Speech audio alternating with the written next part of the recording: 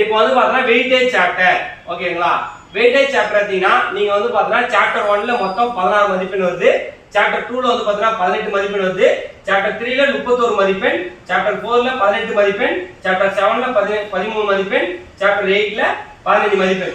நீங்க இதுல இருக்கிற சாப்டர் நீங்க கவர் பண்ணாலே மேக்ஸிமம் இந்த 6 சாப்டர் நீங்க ஃபுல்லா முடிச்சீங்கன்னா 100 மார்க் கன்ஃபார்ம் எடுத்துடலாம் ஓகேங்களா.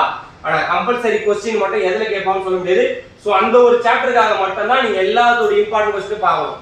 மத்தபடி நீங்க 90 அபோவ் எடுக்கணும்னா இந்த 6 சாப்டர் 1 2 3 4 7 8 இந்த 6 சாப்டர் நீங்க நல்ல ஃபுல் கொஸ்டின் நீங்க தரவு படிச்சீங்கன்னா கண்டிப்பா 90 அபோவ் எடுக்கலாம். சரி பாஸ் ஆகணும்னு நினைக்கிற ஸ்டூடெண்ட் தெளிவா சொல்லிடுறேன். 4th சாப்டரை பொறுத்த வரைக்கும் உங்களுக்கு ஒரு தேரம் கேட்பாங்க, பைசெக்டார் பைத்தாகரஸ் சீவாஸ் தேரம்.